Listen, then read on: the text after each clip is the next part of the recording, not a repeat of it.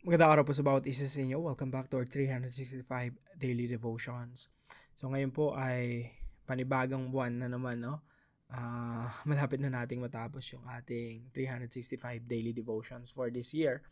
At salamat po sa inyong pagsama dito sa ating mga devotions. Natutuloy po natin yung ating series patungkol po sa All for the Glory of God. Tayo po ay nabubuhay para pasahin ng Diyos. Life is not about us, it's all about God. Kaya wag na nating kainggitan yung ibang tao na nagpapakasasa, nagpapakasaya sa buhay. They're pursuing their happiness. Kasi hindi naman talaga happiness natin ang mahalaga eh. Ang mahalaga yung happiness ng Diyos. Pag masaya ang Diyos, yun na rin yung pinaguhugutan natin ng sarili nating kaligayahan. So tayo pong mga mananampalataya, we live for the glory of God. Yan po ang pinakamahalaga. Ito po yung mga naging basihan natin this week. Yung creation po, nilikha, yung buong nilikha, yan ay nilikha ng Diyos for His own glory. At isa hong ninanais ng Diyos ay i-share sa atin yung kanyang creation. Napakaganda ng creation ng Panginoon, napakaganda ng mundong ito. Ibinahagi ito kay Adan at Eva para ma-enjoy din nila. Ma-enjoy din nating mga tao. Ang problema, mas pinili nating magrebelde sa Diyos. Kaya pumasok yung kasalanan, sin and suffering.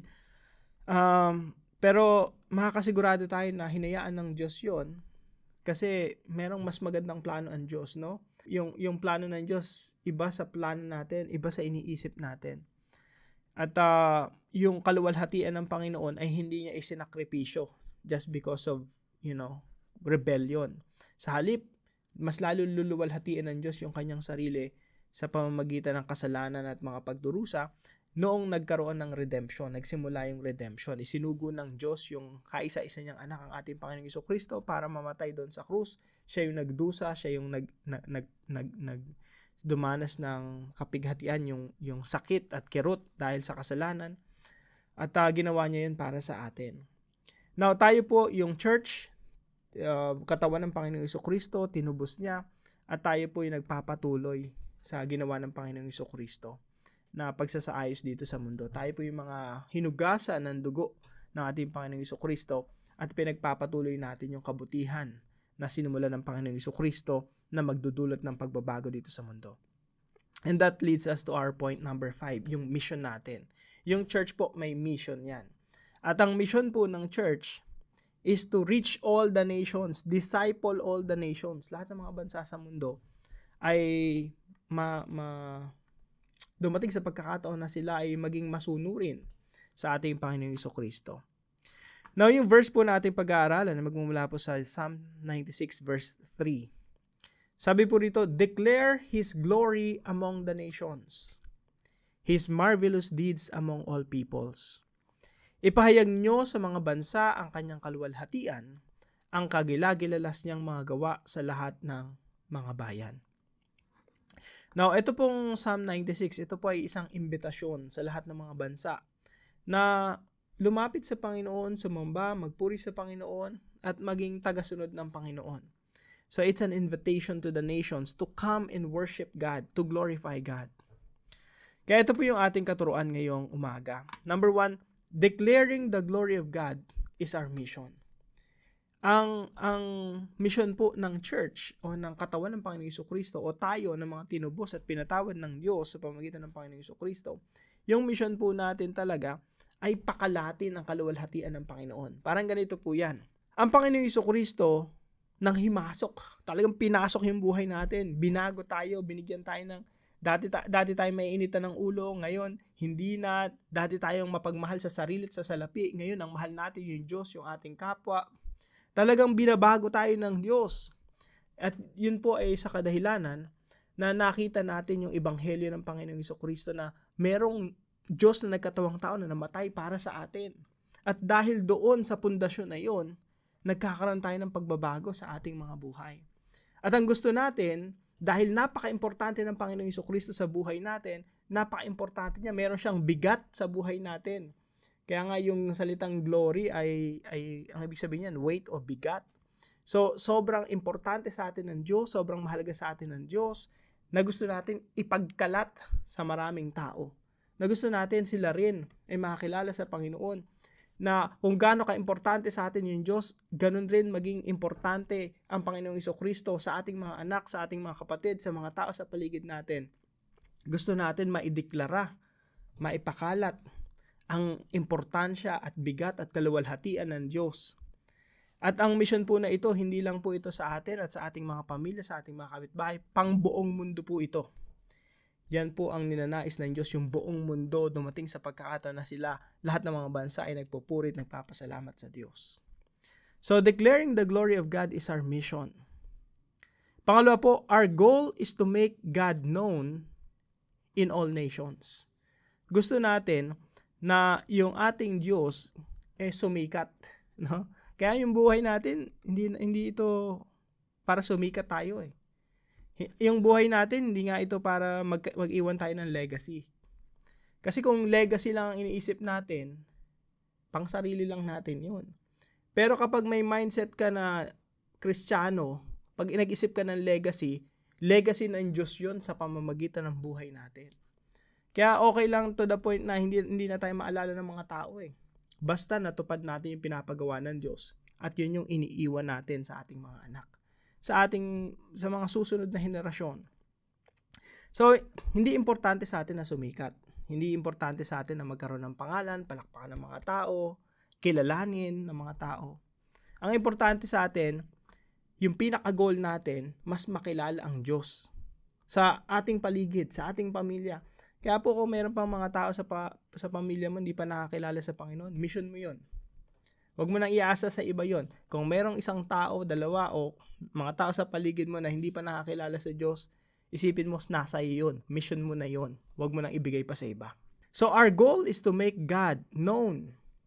At yung plano ng Diyos, hindi lang sa isang pamilya, sa isang lahi, kundi sa lahat ng lahi ng mga bansa sa buong mundo.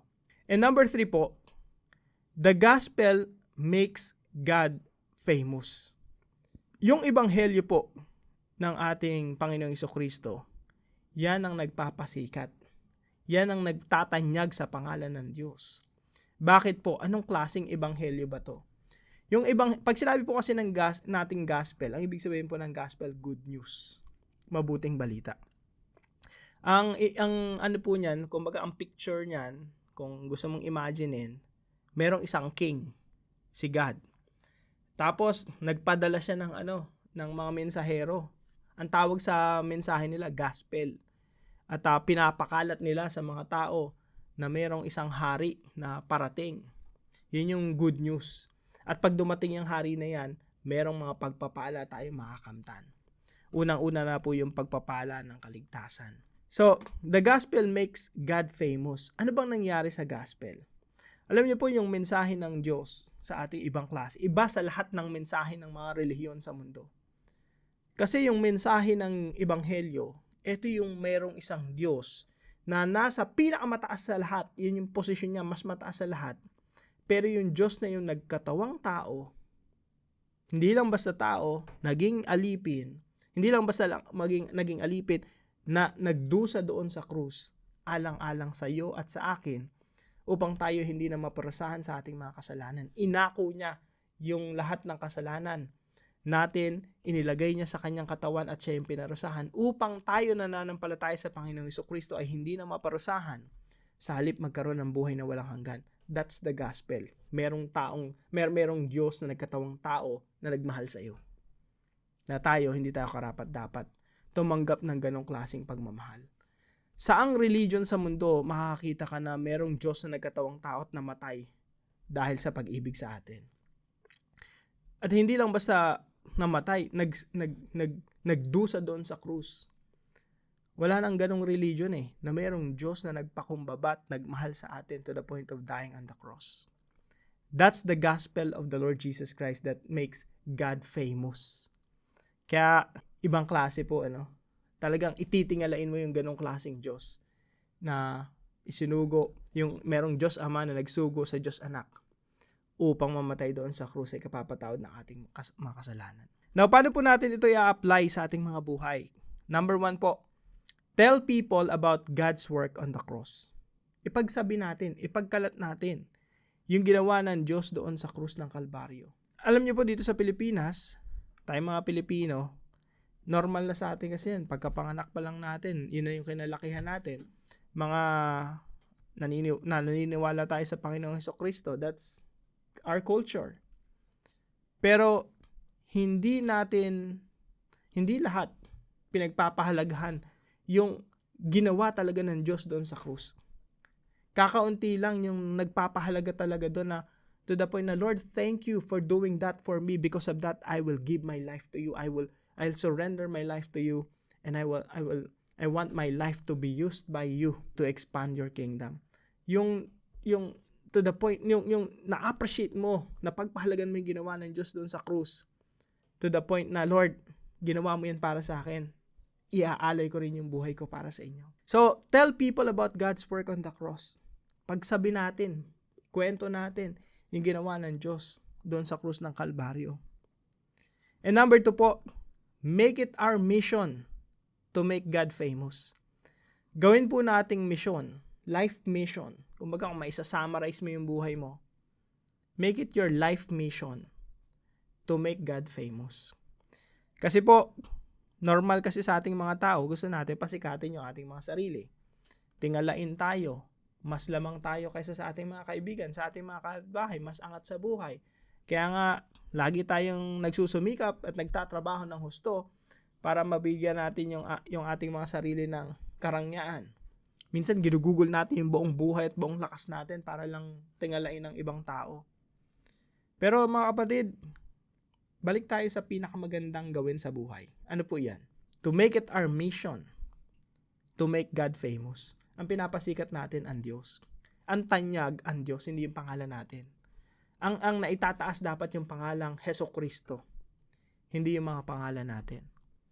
Kaya gusto ko yung sinabi ni Zinzendorf, no? Just preach the gospel. Preach the gospel, die, and be forgotten.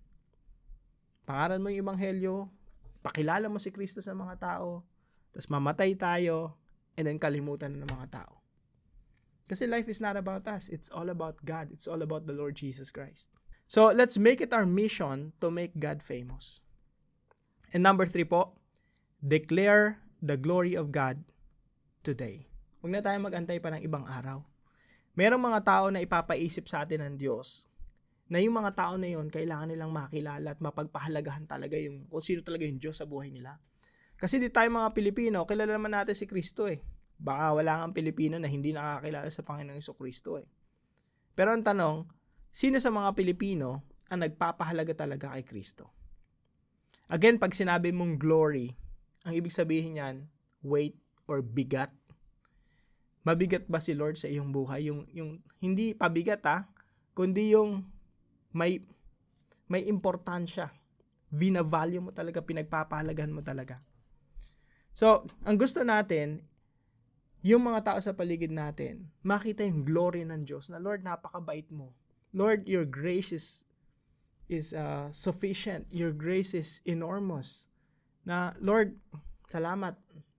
Ginawa mo ito sa akin. Niligtas niyo ako. Sinugo niyo ang inyong kaisa-isang anak para sa akin. Pinakita niyo yung pag-ibig niyo sa akin. Nakikita ko yung importansya niyo, yung value niyo. Because of that, Lord, I want to live for your glory. Dapat ganon. Yung mga tao sa paligid natin, makita nila yung bigat at importansya ng ating Panginoong Hesukristo. Declare the glory of God today. Hindi po tomorrow, hindi the next day.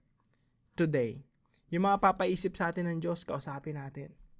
Pakilala natin sa kanila, sino po talaga si Kristo. Hindi upang makilala lang, kundi makita yung kahalagahan ng Panginoong Hesukristo na to the point na kung wala si Jesus sa buhay mo, your life is nothing. Walang value. So tell people about God's work on the cross. Make it our mission to make God famous and declare the glory of God today. Para po sa ating discussion, how can we make it our mission to declare God's glory and make Him known to others? Paano natin gagawa talagang mission ito? Mission ng ating buhay na ideklara ang kaluwalhatian ng Panginoon at makilala siya ng mga tao sa paligid natin. So pag-usapan po natin ito sa ating mga discussion groups. At samahan niyo po ako sa panalangin. Kausapin natin si Lord. Dear Lord, thank you for the gift of salvation through the cross. Help me declare your glory every day and share the good news of the gospel with others. Give me the courage to tell people what you have done, and let it be my mission to make you famous in all nations. Let my life reflect your love and truth, so others can see your greatness. Use me to bring glory to your name, today and always. In Jesus' name I pray. Amen and amen. Salamat po sa partner natin sa devotion natin na ito, si Brother Josefino. Maraming salamat sa iyo, kapatid. Patuloy kang pagpalain ng ating Panginoon. At kung kayo po may natutunan sa devotion natin na ito, ipalam nyo lang po sa comment section right below this video. And please don't forget to share this devotion to your family and friends. Maraming salamat po sa bawat isa sa inyo. Magkita-kita po muli tayo bukas alas 5 ng umaga dito sa ating daily devotion.